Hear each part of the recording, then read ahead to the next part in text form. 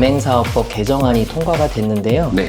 하지 않아도 될 협상, 하지 않아도 될 거래들, 가맹본부의 비정상적인 갑질과 그로 인한 가맹점주들의 피해가 너무 많다 보니까 오히려 국내 프랜차이즈들이 역차별한다라는 이런 역설적인 얘기들도 존재한다는 거죠. 가맹본부를 혼내므로선 다 안 되니까 그러면 점주들도 스스로 힘을 갖게 하자.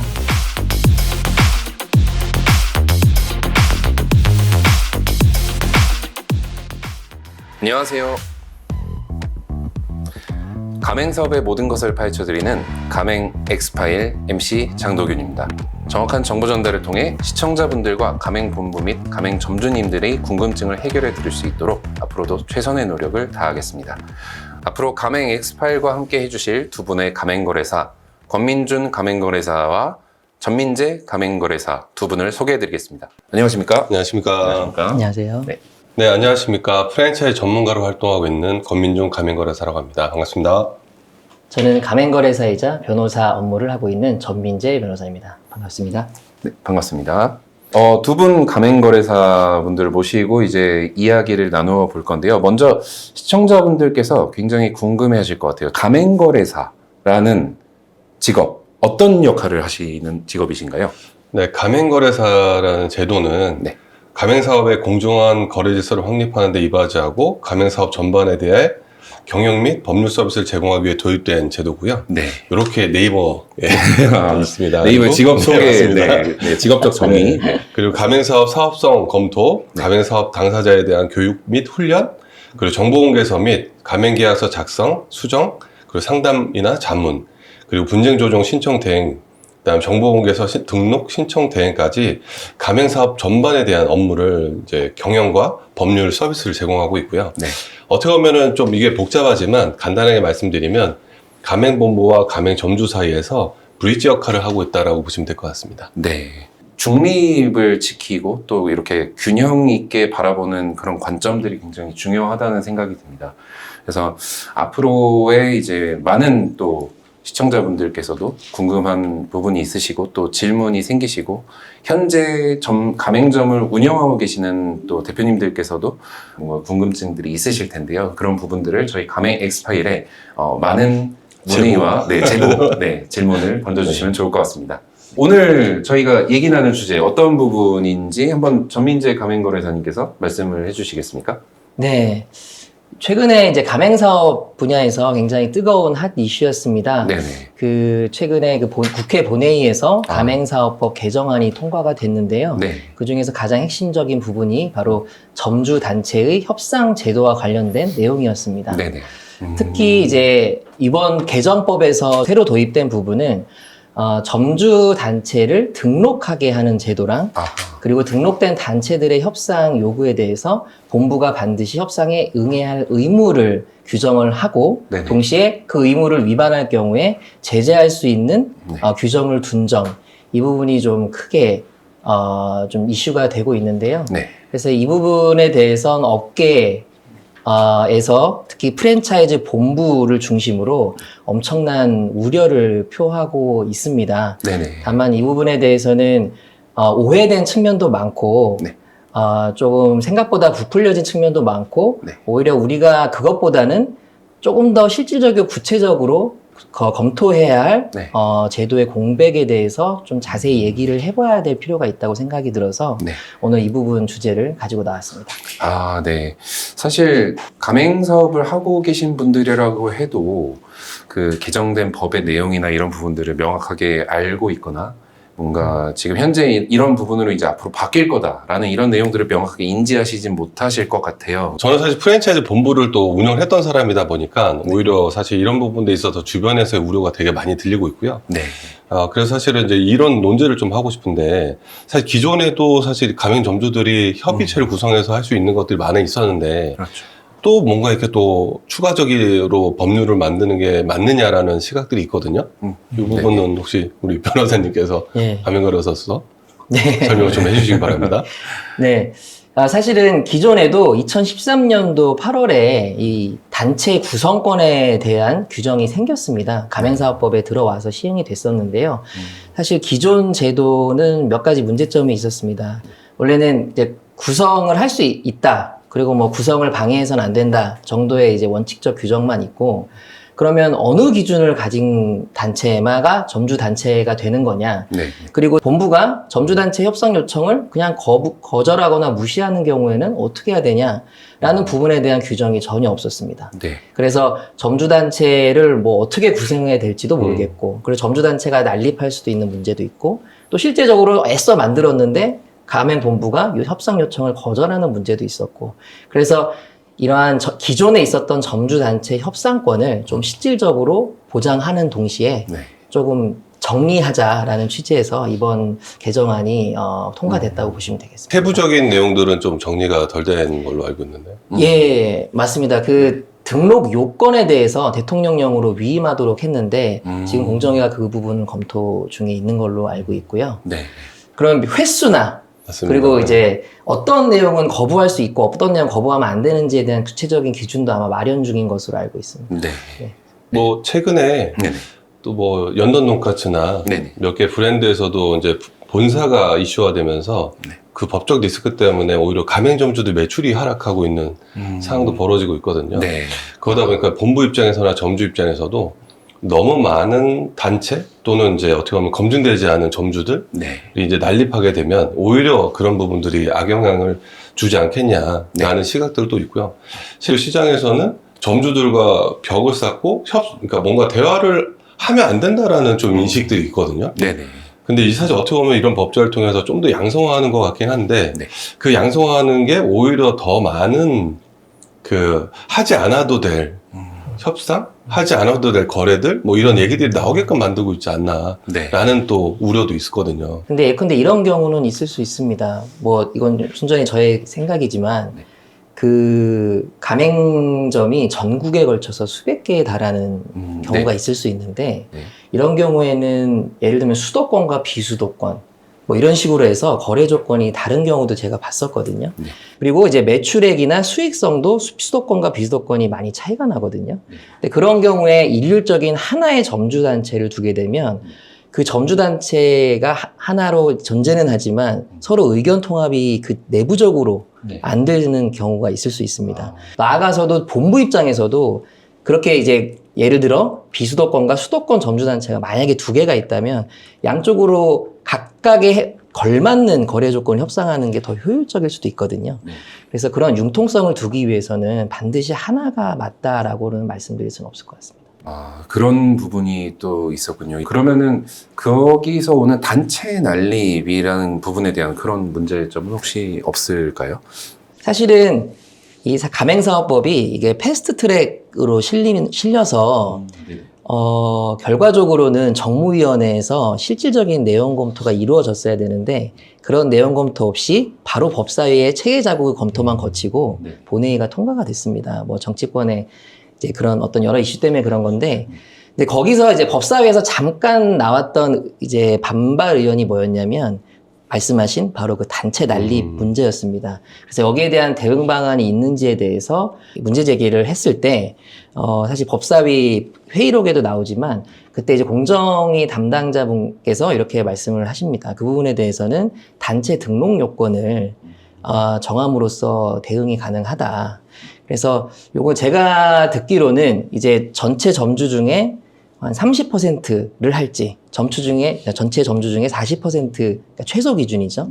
를 기준으로 이제 등록 요건을 만들지는 공정위에서 내부 검토 중이라고 해서 제가 볼 때 난립 문제는 크게 이슈가 되지 않을 것 같습니다. 특히 그 본부가 협상 요청을 거부했을 때 제재를 받을 수 있는 거는 등록된 단체의 협상 요청에 대해서만이거든요. 네. 그래서 사실은 등록되지 않은 단체는 많을 수 있어요. 네.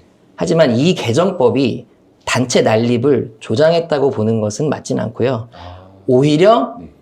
기존 법에 의해서는 등록제가 없다 보니 난립을 했었는데 네. 오히려 이제 그런 30%나 40% 최소 기준을 만들다 보면 등록된, 특히 본부가 협상 의무를 거절할 수 없는 단체는 2개 또는 최대 3개가 될 수 있습니다. 네. 그래서 제가 볼 땐 그 공정위 담당자의 답변처럼 단체 난립에 대한 이슈는 오히려 이 개정법을 통해서 좀 개선이 될 수 있겠다라는 생각도 갖고 있습니다. 단체들을 구성하고 뭔가 본부와 점주들이 소통을 하는 관계에서 그게 법적인 부분으로 이렇게 그 법적 지위 같은 것이 부여가 되는 거죠. 그러다 보면은 보장이 되면은 그 부분을 주장하다가 뭔가 관계가 대립 관계가 된다거나 해서 관계 악화로 가지 않을까라는 우려도 있어요. 사실 프랜차이즈라는 것 자체에 대한 이해가 좀 필요할 것 같은데요. 프랜차이즈 시스템이라는 것 자체가 가맹본부랑 가맹점주, 그다음 소비자가 있는 이런 어떻게 삼각관계거든요. 네.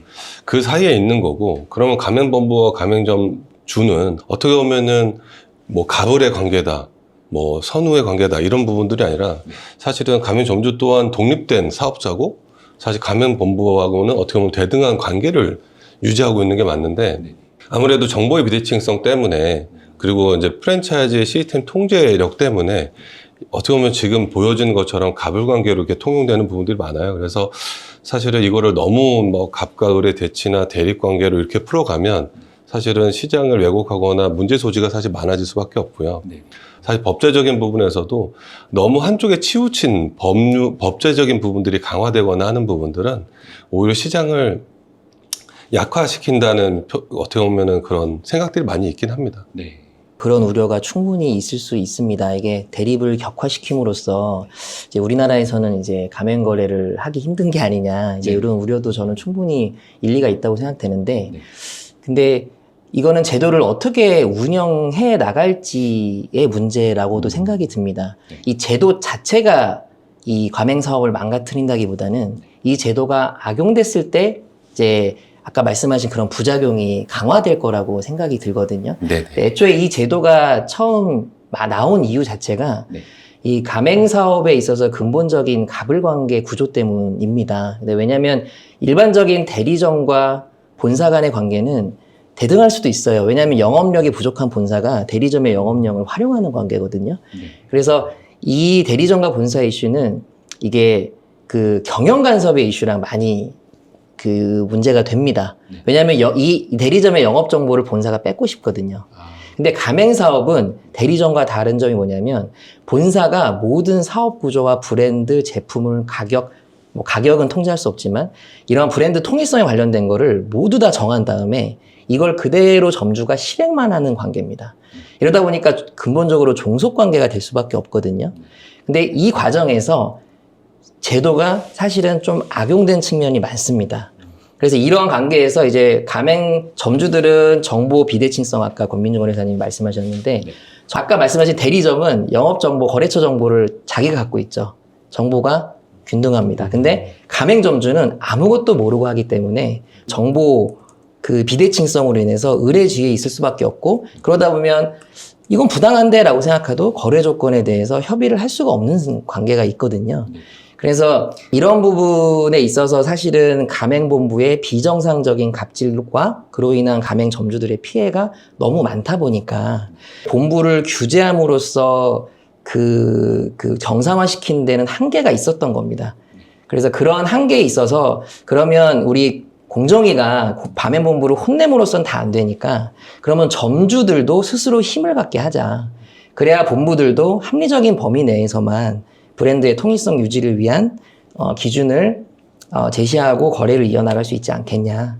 그래서 사실은 점주단체 협상권이 이제 입법화가 됐고 이제 기존의 문제점을 개선한 지금의 법이 나온 거거든요. 네. 그래서 제가 볼 때는 물론 악용될 소지가 있고 그런 우려가 있습니다. 그래서 저희는 사실은 저희 같은 전문가들의 역할이 무엇보다도 좀 중요한 시기가 아닌가 생각이 듭니다. 전민재 거래사님의 말씀 잘 들었습니다. 이게 그 악용되지만 않으면 네, 좋은 취지로 네, 이제 그 잘 적용될 수 있다는 말씀을 드리는데 근데 현실은 좀 그렇지 않을 수 있는 부분이 분명히 있을 것 같아요. 사실 뭐 요건하고 앞서서 말씀하셨던 건에 대해서 좀 말씀드리면 사실 아까 단체 협상권에 있어서의 협의체가 그전에도 있을 수 있었는데 사실은 본부 입장에서 보면은 이게 진짜 점주가 맞는지 네. 실제 사례에서도 이제 점주가 아닌 사람들도 껴있다 보니까 어떤 세력이 됐든 어떤 단체가 됐든 그러다 보니까 본부 입장에서는 그걸 수용하기가 좀 어려웠거든요. 네. 그러다 보니까 이런 협상이나 단체 구성이 어려웠는데 오히려 이거를 또 법제화 해버리면 네. 사실 이게 과연 진짜 점주 이제 파악이 될까? 이런 우려가 있거든요. 그래서 그런 부분들도 혹시 법제화된 부분들이 있나요? 그 부분 우려가 사실 정확히 법에 반영이 돼 있거든요. 왜냐하면 등록 요건이 일단은 네. 그 특정 영업 표지를 활용하는 가맹 점주여야 하고요. 그리고 변경 등록을 수시로 하게 돼 있습니다. 일정 기간 내에. 그래서 점주 간의 변동이 있어 예를 들어서 최소한의 기준을 미달했으면 등록 취소가 돼야 되고 그러면 이제 본부 입장에서는 협상을 거절할 명분이 되는 거거든요.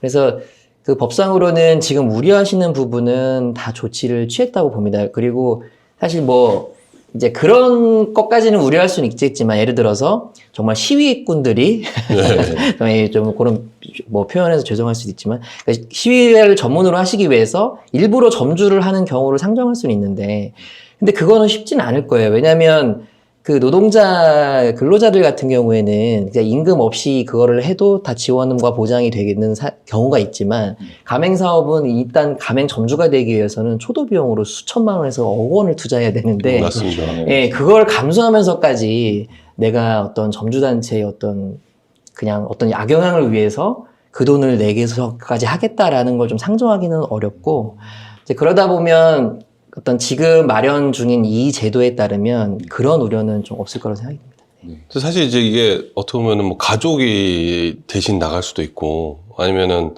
그 시기에는 점주였는데 네. 뭐 이제 계약이 종료되면서 점주가 아닌 사람도 있을 수 있고 사실 여러 케이스가 나올 것 같거든요. 네. 그러니까 그런 거에 대한 어떻게 보면은 좀 더 디테일한 조건들 이런 게 사실은 좀 상정이 돼야 되지 않을까라는 생각은 좀 드네요.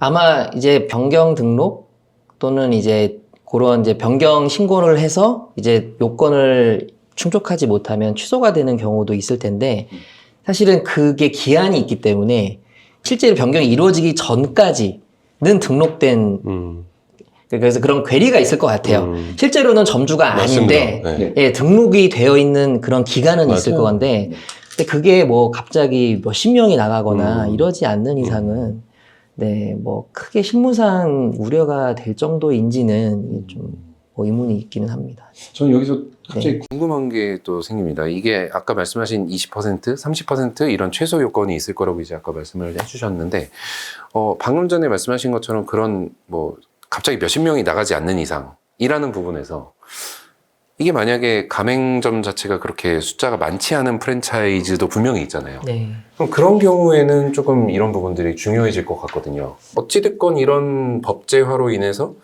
가맹본부가 뭔가 이렇게 되게 영세한 상황이면은 피해를 보는 경우도 분명히 있을 것 같아요. 그렇죠. 사실 이제 어떻게 보면 가맹점 10개 미만 브랜드가 거의 70%를 차지하거든요. 그래서 네.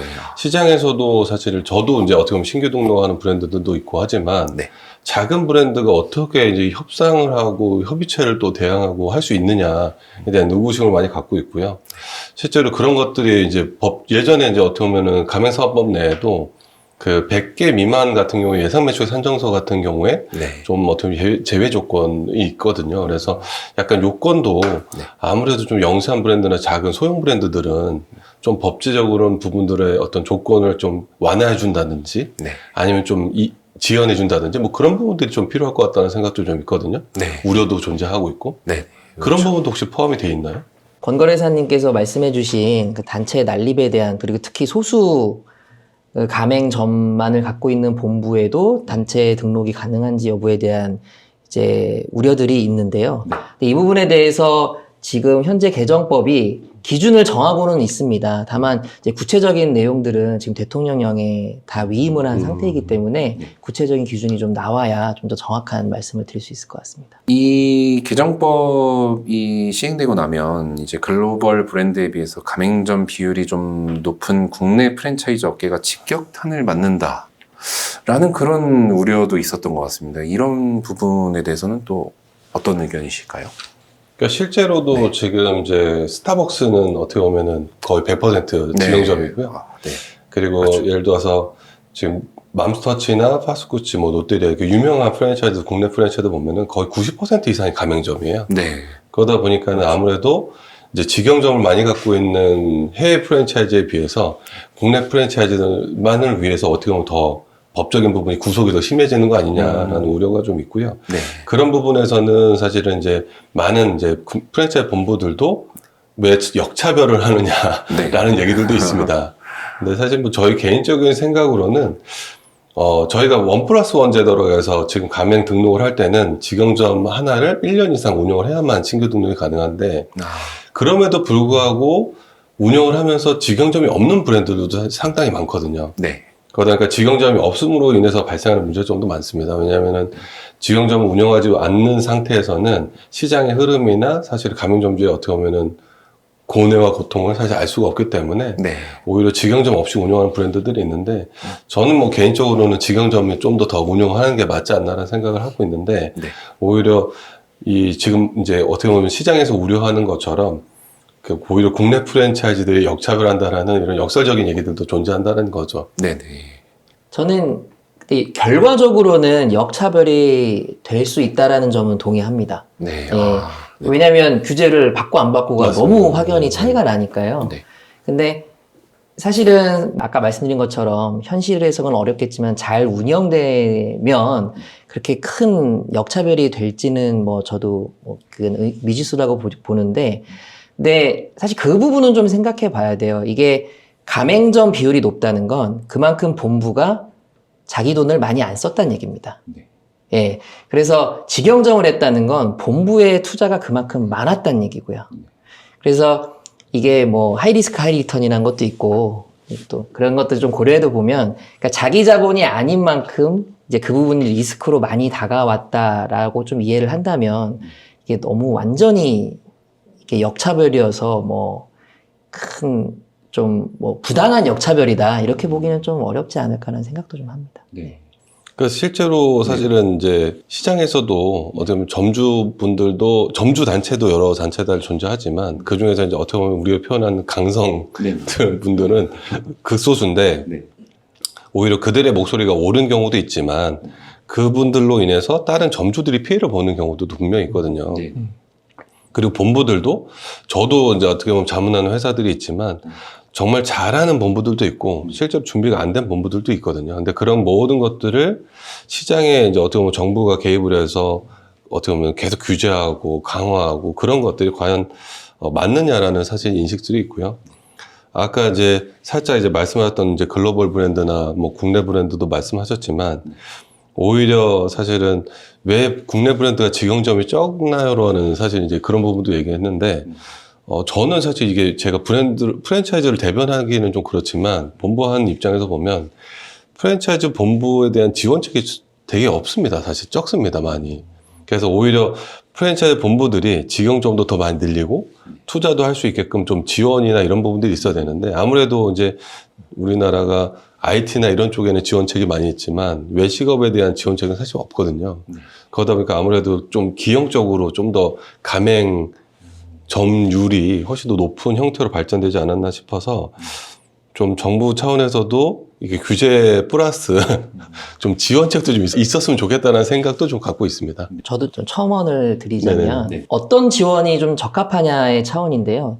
제 생각에는 그 정도는 주는 건 좀 합리적이라고 봅니다. 뭐냐면, 예를 들어 이러한 점주단체 협상제도가 새로 시행이 될 때, 정말 모범적으로, 인센티브. 적극적으로 점주단체와 협상을 잘 마무리해서, 맞습니다. 네. 잘 마무리해서 성공 사례를 보여주는 등으로 좀 규제에 조금 적극적으로 응하는 본부에게는 서면 실태 조사를 면제해 준다든가, 그리고 뭐 경고 같은 경우 벌점이 있으면 좀 삭제를 해 준다든가, 이런 부분에 어떤 조사나 규제에 있어서의 혜택을 주면 훨씬 더 자발적으로 좀 참여가 이루어질 것 같거든요.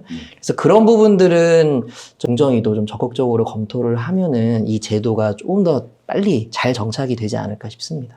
실제로도 사실 어떤 프랜차이즈 지원책, 지방자치단체별로도 지원책도 있긴 한데, 좀 더 어떻게 보면 실질적으로 도움되는 정책들이 좀 있었으면 좋겠다는 생각을 해요.